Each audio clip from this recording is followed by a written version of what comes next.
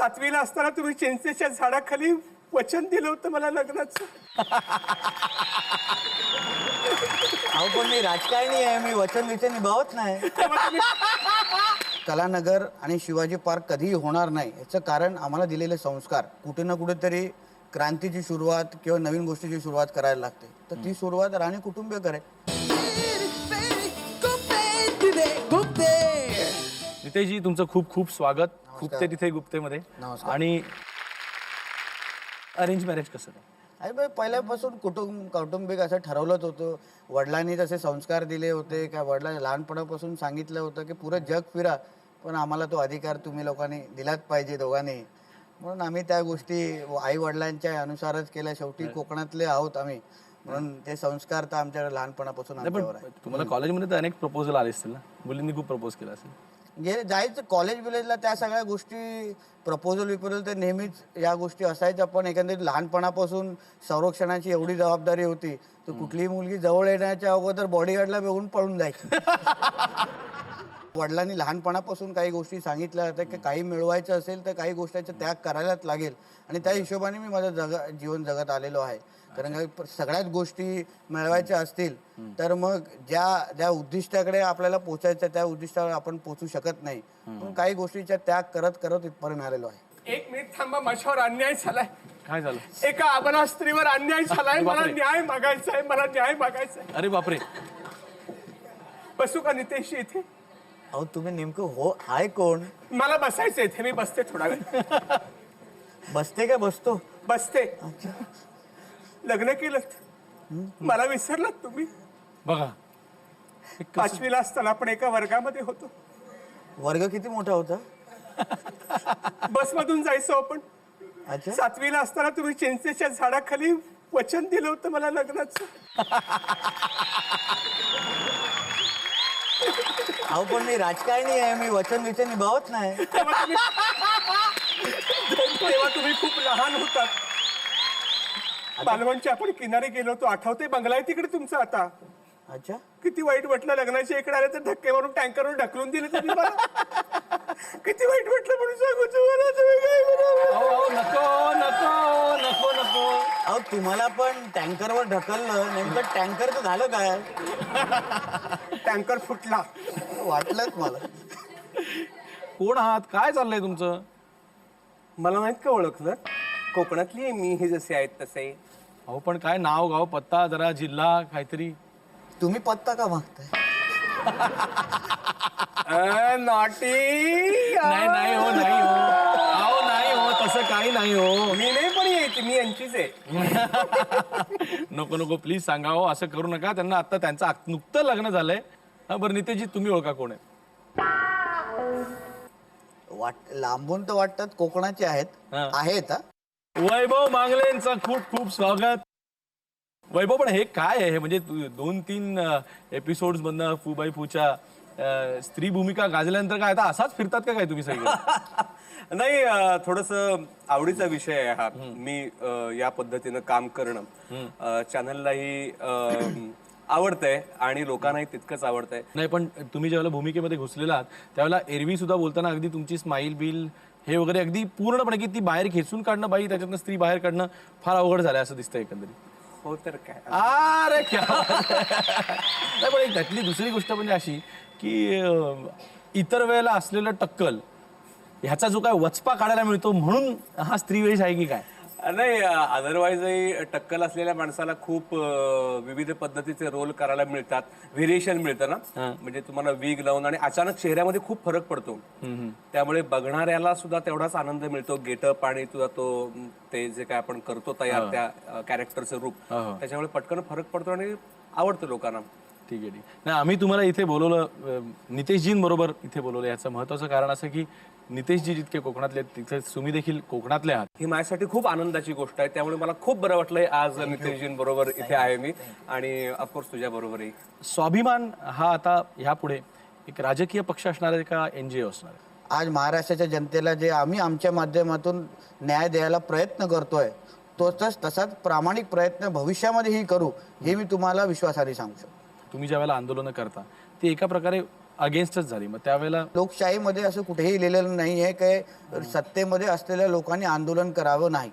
नाही, राणेसाहेब पण सत्तेमध्ये असूनही, मंत्री असूनही कोकणाच्या जनतेसाठी, सावंतवाडी ते मुंबईच्या गाडीसाठी त्यांनीही आंदोलन चक्काजाम पुकारलं होतं. बरोबर आहे. म्हणून शेवटी लोकहितासाठी ज्या ज्या गोष्टी असतात त्या राज्यकर्त्यांनी कुठल्याही गोष्टीची पर्वा न करता केल्या पाहिजेत, हेच आम्ही आतापर्यंत शिकलेलो आहोत. राणे साहेबांनी जेव्हा शिवसेना सोडली किंवा शिवसेनेतून बाहेर निघाले, तेव्हा त्यांचं जे एक व्यक्तिमत्व म्हणून जेव्हा महाराष्ट्राच्या जनतेसमोर आलं, त्यांचा एक गुण की त्यांनी शिवसेना का सोडली. एका पक्ष ज्यांच्या 39 वर्ष त्या पक्षामध्ये होते, त्या पक्षामध्ये होते, पक्षाला त्यांनी मोठं केलं. सामान्य शिवसैनिकांचा स्वाभिमानासाठी त्यांनी आवाज उचललं, म्हणून तो स्वाभिमान हा गुण मी हायलाईट केल्यामुळे मी स्वाभिमान संघटना काढली. प्रश्नच नाही. तुम्ही कुठल्याही सामान्य शिवसैनिकाला विचारलं की शिवसेना जी 40 वर्ष अगोदर सन्मान्य बाळासाहेबांनी जी घडवली शिवसेना, तेव्हाची शिवसेना आणि आताची शिवसेनाची फरक तुम्ही बघितलं तर तुम्हाला सामान्य शिवसैनिक सांगतील. मला सांगायची काही गरज पडणार नाही. कलानगर आणि शिवाजी पार्क कधीही होणार नाही याचं कारण आम्हाला दिलेले संस्कार. कुठे ना कुठेतरी क्रांतीची सुरुवात किंवा नवीन गोष्टीची सुरुवात करायला लागते, तर ती सुरुवात राणे कुटुंबीय करे. जीवनामध्ये फक्त 2 गोष्टी नेहमी खुपतात. एक, राणेसाहेबांबद्दल कोणी काय बोललं किंवा काय केलं, काय दाखवलं, त्या गोष्टी मनापासून खुपतात. आणि दुसरं, महाराष्ट्राच्या जनतेवर अन्याय. या 2 गोष्टीवर कोणी खुपतलं तर मग आम्ही आजूबाजू वरती खालती काय बघत नाही. आज हजारो आणि लाखोच्या संख्येने राणे साहेबांना मानणारे लोक आहेत, त्यांना दैवत मानणारे लोक आहेत. त्याला कुठेही तुम्ही कितीही पैशाचं मोलमापन करू शकता का की मला एवढं आर्थिक नुकसान झालं आणि त्याच्यासमोर राणे साहेबांना मानणारे एवढे लोकांना दुखावलं, तसं ते कम्पॅरिझन आपण कसं करू शकतो. तुम्ही महाराष्ट्राच्या राजकारणावर चित्रपट काढण्याचं धाडसही करता आणि थेट आरोपही करतात. या सगळ्या गोष्टी महाराष्ट्रात तर चालणार नाहीत, कारण का मुळामध्ये महाराष्ट्राचे जे लोक हे स्वाभिमानी लोक आहेत हे आपण लोकांनी कळलं पाहिजे. आम्ही महाराष्ट्राचे जे भूमिपुत्र आहोत त्या लोकांना काही गोष्टी चालत नाहीत आणि भविष्यामध्येही आम्ही चालून देणार नाही. वैभव, कोकणामधला एक शिक्षक आणि तिथनं थेट मुंबईमध्ये येऊन नाटकामधला एक चांगला अभिनेता आणि फूबाई फूमधनं हास्य सम्राट, तर कसं काय? ॲक्च्युली कोकणामध्ये म्हणजे रत्नागिरी जिल्ह्यामध्ये संगमेश्वर तालुका आणि देवरुख माझं गाव. ॲक्च्युली एकतर ॲक्टर होईन किंवा मी शिक्षक होईन असंच माझ्या डोळ्यासमोर होतं. कारण दोन्ही अभिनयाशी संबंधित, म्हणजे शिक्षकीपेक्षा अभिनयाशी संबंधित असणारा व्यवसाय आहे असं वाटतं मला. कारण मुलांना शिकवताना ऍक्टिंगच करावी लागते तुम्हाला. पहिलं मी जे नाटक केलं ते होतं 7वीला असताना. एक हाक के दृष्टी नावाचा हिंदीमध्ये एक धडा होता, तो आमच्या मॅडमनी बसवला होता 7वीला असताना. ते नाटक बसवलं होतं आणि त्यात मी असा एक डोळा झाकून वगैरे असं काम केलं होतं. त्याच्यामध्ये अखंड मी डोळा उघडला नव्हता, पाऊण तास असा झाकून ठेवला होता तो. आणि त्यानंतर मग तिथे डोळ्या मारण्याची प्रॅक्टिस तिकडे झाली. आणि नंतर मग रत्नागिरीत आलो आणि नाटकातून कामं, एकांकिकातून वक्तृत्व स्पर्धा आणि या सगळ्या गोष्टी सुरू झाल्या. पण माझं अभ्यासात कधीच लक्ष नव्हतं. बघा, हे एक शिक्षक सांगतोय, लक्षात घ्या. हा, तर मला कधीच BSc आणि सायन्स BS मला कधीच करायचं नव्हतं. मॅथ्स तर मी 11वीला सोडून दिलं होतं आणि भूगोल घेतलं होतं, कारण भूगोल मला आवडत होतं. पण मग वडिलांनी काय ऐकलं नाही, कसले भीक मागायचे धंदे, ऍक्टिंग बिक्टिंग कसली करताय वगैरे, मुळातच ते आमच्यावर त्यांनी हे केलेलं होतं. त्यामुळे इकडे येण्याचा कधीच माझा विचार नव्हता. पण मग आजूबाजूच्या लोकांना कळायला लागतं की हा जरा वेगळा आहे. तर माझे काका जे होते, म्हणजे वडिलांचे आते विलास कोळपे, ते मला म्हणाले की तुझ्याकडे टॅलेंट आहे तर तू जा मुंबईमध्ये स्ट्रगल कर. पण म्हटलं कोणी ओळखीचं नाही माझ्या. मुंबई म्हणजे महासागर आहे हो, तिथे कुणाची डाळ शिजते आपल्यासारख्या माणसांची, कोकणात नाही गेलेल्या माणसांची तर नाहीच नाही. तर ते म्हटले असं काही नाहीये रे, माझ्या 2-4 ओळखी आहेत, तर आपण तिथे बघूया काय होतंय का. म्हणून मी आलो इथे. 1 वर्ष म्हटलं थांबायचं. त्या कालखंडात काही नाही झालं, काम नाही मिळालं. बरं, इथे राहण्या एवढं काम नाही मिळालं, तर म्हटलं आपण परत येऊन शिक्षकी पेशा करायचा. ऑगस्टमध्ये मी आलो आणि नोव्हेंबरला मला मुक्काम पोस्ट बोंबिलवाडी मिळालं. अरे वा. त्याचेच मला 550 प्रयोग झाले, त्यामुळे स्थैर्य आलं.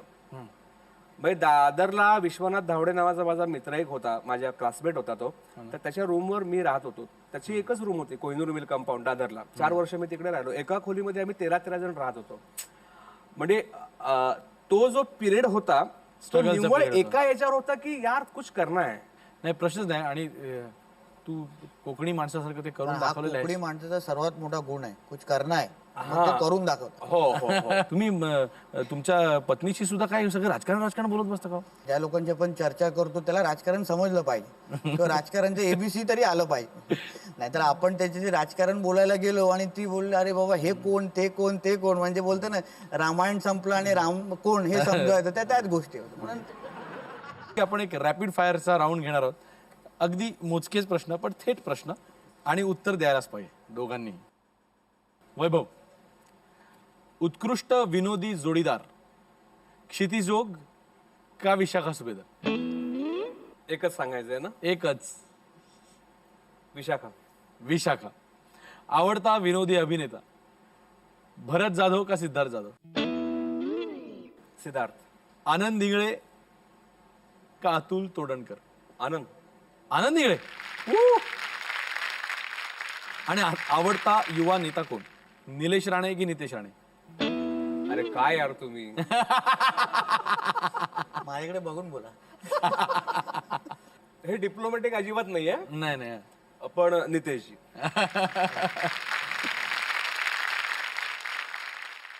आणि आता नितेश राणेंसाठी राज ठाकरे की उद्धव ठाकरे?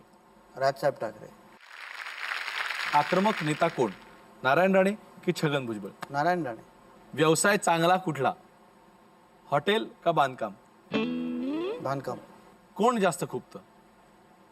उद्धव ठाकरे की चिंटू शेख? उद्धव ठाकरे. ओके. आणि कोणतं खातं चांगलं आहे? महसूल की उद्योग? मुख्यमंत्री. Thank you very much. खूप खूप आभारी आहे नितेश. दडपण तुझ्यावरती कुणाचंच नसतं आणि तू कुणालाच कधी चांगलं म्हणत नाहीस. हे खरं आहे का? चांगलं म्हणत नाही पेक्षा जे चांगलं आहे त्याला मी चांगलं म्हणतो. आणि अजूनपर्यंत चांगलं काही सापडलेलं नाही. नाही. आणि अलीकडे आपल्याकडे भलावण संस्कृती जी आहे ती इतकी फोपावली आहे की मी तुला चांगलं म्हणायचं, तू मला चांगलं म्हण आणि आपण दोघेही मोठे होऊया टाइप्स जे चाललेलं आहे ना, हा. ते मला कधीच बरं नाही वाटलं. तू मला मोठं म्हटल्यानंतर मी आपसूक मोठा होतो, लोकही मला मोठं समजायला लागतात आणि मग माझ्यामधली जी क्रिएटिव्हिटी आहे, माझ्यातली सृजनशीलता जी आहे ती बाहेर पडतच नाही. मला अजून काही कष्ट घ्यावेत असं मला वाटतच नाही, कारण मी आता मोठा झालोय. आनंद निंगळेचा असा आरोप आहे की अचानकपणे वैभव मांगले हे स्टार झालेले आहेत आणि त्यांच्या डोक्यात हवा गेलेली आहे. हवा गेले किंवा त्याचं जे म्हणणं आहे की तो अचानक स्टार झाला. अचानक स्टार वगैरे मी अजिबात झालेलो नाहीये. मी पूर्वीपासूनच स्टार होतो. अच्छा, बरं. अचानक झी टीव्ही वर मी आलो आणि माझा एक बंच मिळाला लोकांना पाहायला, माझ्या विविध कॅरेक्टर्सचा आणि टॅलेंटचा. त्याच्यामुळे असं झालं की आईला हा मोठा आहे किंवा आईला हा विजेता आहे टाईप झालं. आणि म्हणून ती प्रसिद्धी मला झीने दिली, लोकांपर्यंत पोहोचवलं. याच्या अगोदर मी हे काम बारीक सारीक गोष्टींमधून करत होतो. घडलंय बिघडलंय झीचीच मालिका होती, त्यातही केलंय, नाटकातूनही केलंय. सचिन गोस्वामींचा एकडाव भटाचा तर ते तर फारच सुंदर नाटक होतं. का आमचे डिरेक्टर आहेत म्हणून म्हणताय का? नाही नाही नाही, म्हणजे तो माझ्या आयुष्यातला एक फार मोठा मैलाचा दगड होता ते नाटक. कारण त्या नाटकामध्ये मी मेन भूमिका ज्याला म्हणतो, मेन भूमिका, ती मेन भूमिका मी त्यात केली होती आणि त्या नाटकामुळे खूप नाव झालं. तर या सगळ्या गोष्टी अशा साचत साचत आल्या आणि मग त्या फूबाई फूच्या अशा त्या साच्यात बसल्या आणि त्या मग अशा मोठ्या झाल्या. तू मेकअप कुठपर्यंत करतोस? मेकअप जनरली इथे करावा लागतो, कारण रिफ्लेक्शन येतं ना लाईटचं तुमच्या डोळ्यावर, त्यामुळे इथे करावा लागतो. पण दाढी करताना मी साधारणतः अशी इथून सुरू करून इथपर्यंत नेतो. तुझं मत काय रियालिटी शोज बद्दल? खूप कमी रियालिटी शो आहेत की जे आज आपण बघू शकतो फॅमिली बरोबर. आणि रियालिटी शोच्या नावाखाली जो काय हैदोस घातलाय लोकांनी ते तर फारच भीषण आहे. फू बाई फू असू दे किंवा सारेगमपा असू दे आमचं, त्याच्यामध्ये SMS वरनं खूप कांड होतं त्यावेळेला की असावेत का नसावेत. तुझं काय मत आहे? माझ्या मते SMS असू नयेत. टीव्ही मधलं फॅन फॉलोइंग हे कसं काय एन्जॉय करतोस? प्रेमपत्र यायला लागली का? प्रिय वैभव यास, मला कधीतरी येऊन तुझ्या डोक्यावरनं शांत हात फिरवत बसावं असं वाटतं. असं काही पत्र आलंय का? असं नाही झालं, कारण मी तुझ्यासारखा सुंदर नाही. अरे कमॉन. आणि माझी पर्सनॅलिटी आहे ती बहुतेक काका मामा दादा इथपर्यंतच कदाचित मुलीने ठेवली असावी. कारण काही मुली मला काका सई द्या ना असं म्हणतात तेव्हा मला खूप वाईट वाटतं आणि मला असं वाटतं की नको रे. आता तू जे फू बाय फू मधनं जे काय करून पॉप्युलर झालायस त्याच्यामध्ये कोकणचा बराच सहभाग दिसतो, कारण बरीचशी स्किट ही कोकणी मातीतली होती असं म्हणता येईल. तर कोकणाने काय दिलं? कोकणाने खूप दिलं रे. मुळात कोकणाने मला कठीण परिस्थितीमध्ये जगायला शिकवलं. जे स्ट्रगल पिरियडमध्ये माझ्या खूप कामी आलं या सगळ्या गोष्टी. आणि हार मानायची नाही, जिद्द ठेवायची. कोकणी माणूस चिकट आहे तसा, हार मानत नाही. आणि मुख्य अजून एक गोष्ट कोकणाने दिली ती म्हणजे माझी भाषा, जी माझ्या तालुक्यामध्ये बोलली जाते, विशेषतः संगमेश्वरी बोली भाषा. तर ती त्याने दिली, कारण त्या भाषेला मी खूप सर्वत्र पोचवली. याच्याविषयी लोकांनाही खूप अभिमान आहे त्या भाषेचा. तर मी तुला छोटंसं त्याचं ऐकून दाखवतो त्या भाषेतलं, कारण ऑलवेज ती मागणी असते लोकांची माझ्याकडे. काय द्यायचं, झी टीव्ही वाल्याने मला फोन केला आणि सकाळी झोपलेला होतो मी आणि फोन केला आणि म्हणाले तुम्हाला बोलवलेला आहे, कार्यक्रम ठेवलेला आहे मुलाखतीचा. तर म्हटलं कसली मुलाखती घेणार आहेत? तर म्हटलं ते रोज उठून सगळे मुलाखतच घेतात, आमची काय सांभाळलो. म्हटलं काय काम काय तिथे करायचं? तर काय म्हणले तुम्हाला काय प्रश्न विचारणार आणि शेवटचा प्रश्न विचारतात, खुपते तिथे गुप्ते. काय खुपते? म्हटलं खुपते ते आम्ही तुम्हाला काय सांगू, तुम्हाला काय खुपते तुमच्या ह्याच्या खाली बघा ना काय ठेवलं असतं. तुम्हाला काय खुपते ना तुम्ही बघा. आमचं गुप्त आम्हाला काय विचारतो, आम्ही गुप्त ठेवते, आम्ही तुम्हाला काय सांगू.